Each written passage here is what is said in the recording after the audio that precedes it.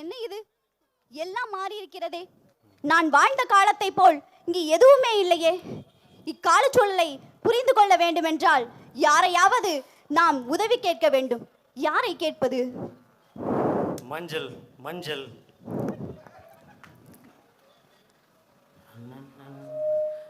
என்னை தாளாட்ட வருவாளோ, இல்லை கோவாக்கு போவாளோ? என்னை தாளாட்ட வருவாளோ, இல்லை கோவாக்கு போவாளோ? தேராட்டம் வருவாளோ, இல்லை ஏமாற்றம் தருவாளோ? தம்பி தம்பி கொஞ்சம் இங்க வாங்களேன். என்னையா கூப்பிட்டீங்க? உங்களை தான் தம்பி, இங்க வாங்க. சொல்லுங்கம்மா, என்ன வேணும்? நீங்க யாரு? தம்பி, நான் தான் சிவகங்கை சீமையின் ராணி வேலுநாச்சியார். இதான் நம்புற மாதிரி சொல்லுமா.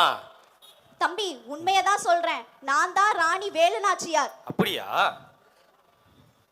போன மாதம் எங்களுடைய படைத்தளபதியான மருதிருவர்கள் இந்த பூமிக்கு வந்தாங்க. ஓ ஆமா, அவங்களுக்கு நான் தாமா வழிய சொல்லி அனுப்பிச்சு விட்டேன்.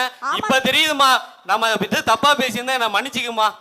ஆமா தம்பி, அவங்க இங்க வந்து மக்களை பார்த்துட்டு மக்கள் படுற துயரத்தை பல செய்திகளை என்கிட்ட பகிர்ந்துக்கிட்டாங்க.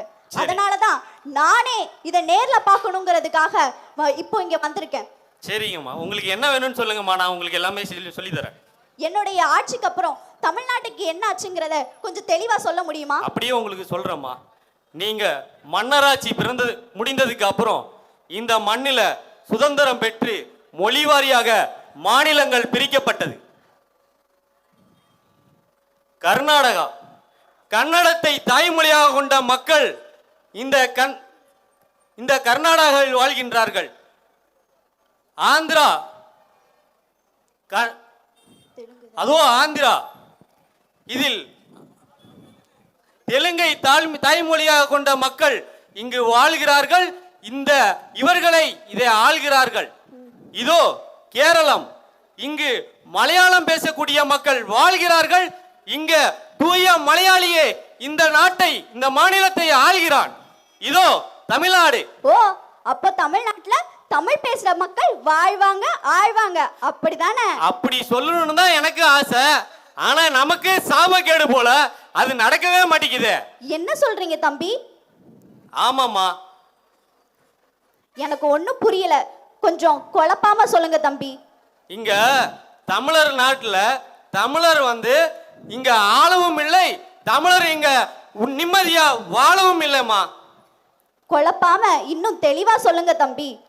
அம்மா, நான் உங்களுக்கு தெளிவா சொல்றேன். இந்த தமிழ்நாட்டுல இங்க நம்மளை ஆளக்கூடிய அனைவரும் பிற மொழியில் உள்ளவர்கள் தான் நம்மை ஆண்டு கொண்டிருக்கிறார்கள்.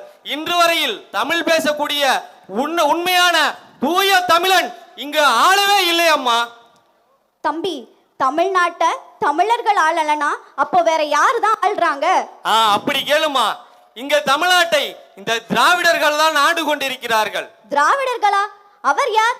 திராவிடத்தின் நாடு எது? திராவிடர்கள் பேசும் மொழி என்ன? தமிழர் அல்லாதோர் தமிழர் நாட்டில் உள்ள வளங்களை சுரண்டி அவர்கள் வசதியாக வாழ்வதற்கும் ஆள்வதற்கும் உருவாக்கப்பட்ட முகமுடிதாமா இந்த திராவிடம். ஓ, ஏய்த்து பிழைப்பதற்கு ஒரு வழி, தமிழ்நாட்டை உடைக்கிறதுக்கு ஒரு உளி, அப்படிதானே?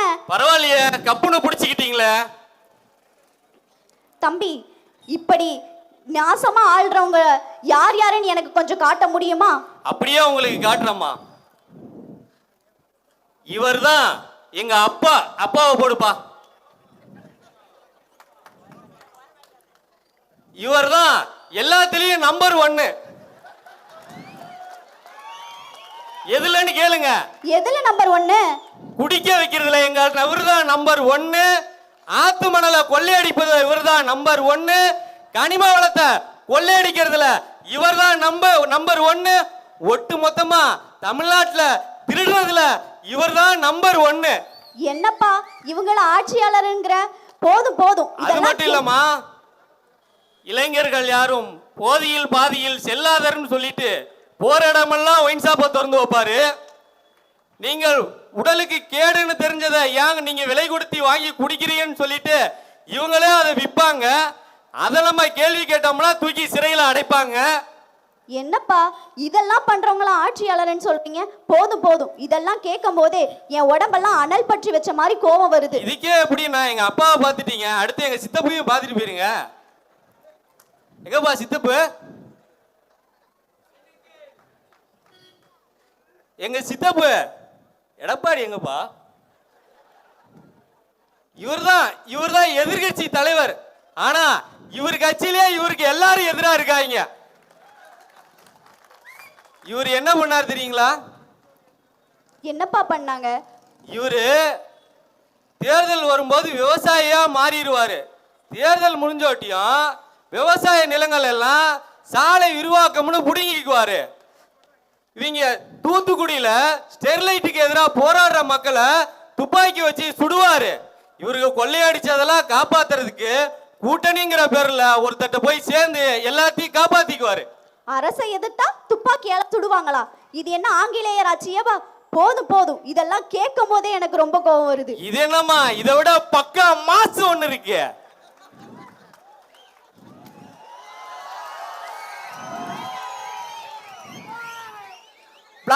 பிளாஸ்ட் யாருன்னு தெரியுமா உங்களுக்கு? இவர் என்னப்பா செஞ்சாரு? வசூல் மன்னம்மா. இவரு 190 130 ரூபாய் டிக்கெட்டை 3000 ரூபாய்க்கு விற்பாரு, 200 ரூபாய் டிக்கெட்டை 5000 ரூபாய்க்கு விற்பாரு. வித்துட்டு படத்துல வந்து நல்லவர் மாதிரி நடிச்சுட்டு இந்த மக்களை வந்து நான் தான் நல்லவர் நடிச்சுட்டு நாட்டை ஆள போறேன்னு வந்து நிக்கிறாரு. இப்போ என்னப்பா, நான் கஷ்டப்பட்டு மீட்ட மண்ணு இப்படியா இருக்கு இப்போ? இது என்ன பிரமாதம். இப்போ வருங்க பாருங்க நம்ம அணில்லாம். தளபதி தளபதி தளபதி டிவிகே டிவிகே டிவிகே. சரி மேடையில கொஞ்சம் கூட்டம் கம்மியா தான் இருக்கு, கீழே போனீங்கன்னா எல்லாம் வாங்கிக்குவாங்க. மச்சான் இந்த இரு நீங்க எதுக்கு இப்ப வேகமா ஓடியாந்தீங்க மேல? தளபதி வராங்கன்னாங்க, அதான் ஓடி வந்தேன். ஓ, பள்ளிக்கூடம்லாம் இன்னைக்கு லீவா? பள்ளிக்கூடம் நடக்குது. பள்ளிக்கூடம் தளபதியை பார்க்க முடியாம என்னைக்கு எத்தனை நாள் தளபதியை பார்க்கணும்னு துடிச்சுக்கிட்டு இருக்கேன். தளபதியை பார்க்க ஓடி வந்திருக்கேன். ஓடி வந்தீங்களா?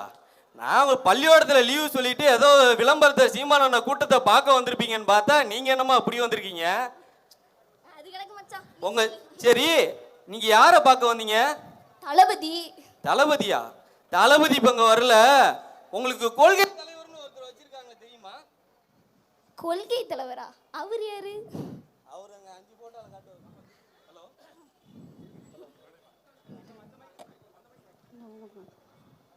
இந்த கொள்கை தலைவர்னு ஒருத்தர் இருக்காங்கல்ல, அந்த 5 பேரு. மச்சான், நம்ம கட்சி பேனர்ல தளபதிக்கு பின்னாடி இருக்குல்ல அந்த ஆண்டி தானே மச்சான்? அந்த ஆண்டி அதுதானே மச்சான்? அந்த ஆண்டி தான்டா. வா மச்சான் போய் ஒரு செல்ஃபி எடுத்துக்கலாம். வா, இதை போட்டு ரீல்ஸ்ல ஒரு இன்ஸ்டால ஒரு வாரம் ட்ரெண்ட் ஆக்கிடுவோம். வா மச்சான் ஆண்டி போஸ் கொடுங்க. ஆண்டி போஸ் கொடுங்க. சீ, என்ன இது? செல்ஃபி என்கிறார்கள்.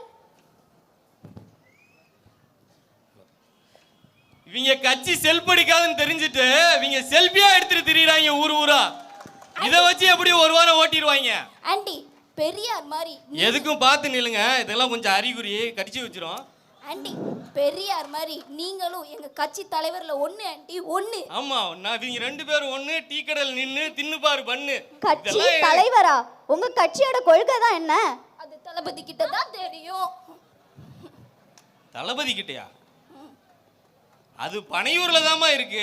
பனையூர்ல எழுதி கொடுக்கறவனுக்கு தானே தெரியும், தளபதிக்கு எப்படி தெரியும்? சரி, தளபதிங்கிறீங்களே, யார் அந்த தளபதி? அவரை பத்தி கொஞ்சம் சொல்லுங்க. தளபதி தான் நாட்டின் மாசு பக்கா மாசு. ஆமா, அவரு மாசு தான். அவர் மேல விழுந்தது ஒரு கேஸ். ஈரோட்ல கரூர்ல 40 பேர் க்ளோஸ்.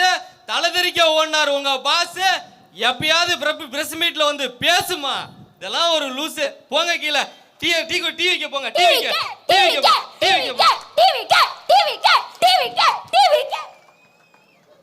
என்ன தம்பி இப்படி இருக்குது? அவங்க எப்பயுமே அப்படிதான் இருக்கு. அதை எப்படி திருத்துறதுன்னு தெரியல. அதுக்கு தான் ரொம்ப நாளா நம்ம சாட்டை என்ன போராடிட்டு இருக்காரு. கூடிய சீக்கிரம் அவங்களாம் திருத்திடுவாரு. சரி தம்பி, அந்த புகைப்படத்துல ஒரு முதியவர் இருந்தாரே, அவர் யாரு? யாரு? நம்ம பெரியாரா? ஆமா. இவர் ஈரோட்டு கடப்பாரம்மா. அப்படி கேட்டாதான் நமக்கு தெரியும். அவர் என்ன தம்பி பண்ணாரு? இவர் என்ன பண்ணாரா? இவரு தாமா தமிழ்நாட்டு மக்களை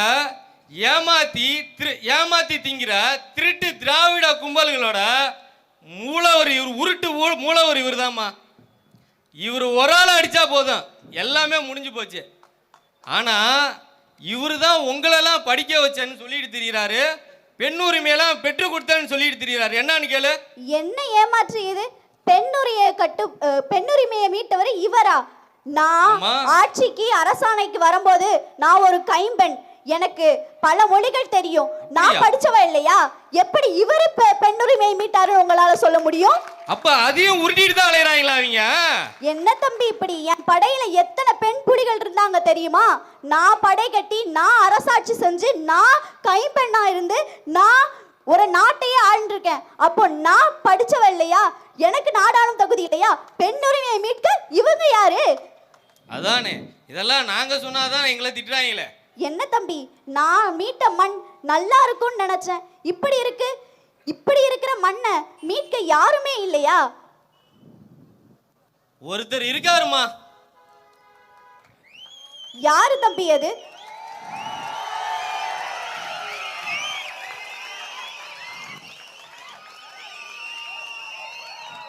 நீங்கள் பிறந்த அதே மண்ணில் அதே வீரத்தோடும் அதே தீரத்தோடும் எதிர்த்து துணிவோடி கேள்வி கேட்கின்ற ஒரு ஆண்மகன் ஒருத்தன் இருக்கின்றான். நான் பிறந்த மண்ணிலையா? யாருன்னு சொல்ல, கொஞ்சம் கேட்போம்.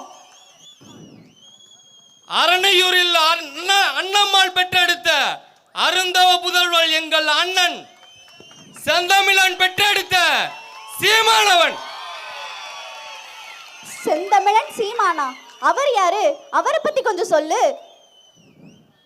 ஜாதி மதங்களால் பிரிந்து கிடந்த இந்த தமிழ் மக்களை நாமெல்லாம் தமிழர்கள் என்று உணர்வை ஊட்டி ஒரு நாம் தமிழர் கட்சி என்ற மாபெரும் படையை கட்டியவன் எங்கள் அண்ணன் செந்தமிழன் சீமான். ஆணுக்கு பெண் சமம் அல்ல, ஆணும் பெண்ணும் சமம் என்ற கோட்பாட்டை முன்னிறுத்தி 117 தொகுதி ஆண்களுக்கும் 117 தொகுதி பெண்களுக்கும் கொடுத்த ஒப்பற்ற தலைவன் எங்கள் அண்ணன் செந்தமிழன் சீமான் ஒருவனே. இந்த மண்ணில் நடக்கக்கூடிய களிமவட கொள்ளை, ஆற்று மணல் கொள்ளை, ஸ்டெர்லைட்டுக்கு எதிராக எல்லா போராட்டத்திற்கும் முதன்மை அளிக்கக்கூடிய எங்கள் தமிழகத்தின் மூத்த மகன் எங்கள் செந்தமிழன் சீமான் ஒருவரே. தம்பி, இப்படி இருக்கிறவரை நான் பார்க்கலாமா? கண்டிப்பாமா, அவரை நீங்க பார்த்துதான் ஆகணும். இதோ இவர்தான் அந்த சிவகங்கை சீமையின் அதே வீரத்தோடு அதே தீரத்தோடு இந்த மண்ணை மீட்டெடுக்க உங்களோடு உங்கள் வீரத்தோடு பிறந்த ஒப்பற்ற தலைவன் இவர்தான் அம்மா. ஒன்று மட்டும் நான் சொல்லிக்கிறேன் தம்பி, இந்த மண்ணையும் மக்களையும் யாரு நேசிச்சு காக்கணும்னு நினைக்கிறாங்களோ அவங்க தான் உண்மையான தலைவர். யாரு மண்ணள்ளி விற்கணும்னு நினைக்கிறாங்களோ அவங்களுக்கு மக்களோட வாழ்க்கையும் விளைபொருளாதான் தெரியும். அதனால சிந்திச்சு சுயமா நீங்களே முடிவெடுத்து பகுத்தறிவோடு ஓட்டு போட்டீங்கன்னா நாளைக்கு நம்ம தலைமுறைகள் நல்லா இருக்கும். என்னைக்குமே இத்தனை ஆண்டு காலமா யாரோடும் கூட்டணி இல்லாம மக்களோடு மட்டும் கூட்டணி வச்சு என்னைக்கு இவ்வளோ வருஷமா இந்த கட்சியை வழி நடத்தி வராங்களோ அன்னைக்கே வென்றாங்க. அதனால என்னைக்குமே என்னுடைய ஆசி அவருடைய வெற்றிக்காக இருக்கும் அப்படிங்கிறத சொல்லு. மாவீரன் செந்தமிழன் சீமானுக்கு என்னோட வாழ்த்துக்கள் கூறியதா சொல்லு. என்னம்மா இப்பதான் சொன்னேன், அதுக்குள்ளே மாவீரன் என்று சொல்கிறீர்களே? ஏன் சொல்லக்கூடாது? நான் கூட்டத்தை கூட்டி கொள்றவங்கள தளபதின்னு சொல்லலாம், குடிக்க வச்சு கொள்றவங்கள தளபதின்னு சொல்லலாம். ஆனா இந்த மண்ணையும் மக்களையும் நேசிச்சு காக்க நினைக்கிற ஒருத்தரை மாவீரன் சொல்லக்கூடாதா? அவரை மாவீரர்னு சொல்லலாம், அதுல தவறே இல்லை. அப்படியே என்னுடைய வாழ்த்துக்களையும் அவங்கள சொல்லிட்டு இந்த வாளையும் அவங்க கிட்ட கொடுத்துரு.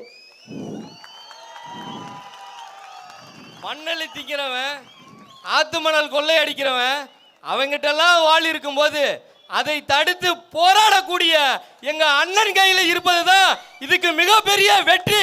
நீங்கள் வெற்றி பெற்ற இந்த வாள் இந்த சீமானை 2026 தேர்தலில் வெற்றி பெற செய்து ஆட்சியில் அமர செய்யும். நன்றி, வணக்கம்.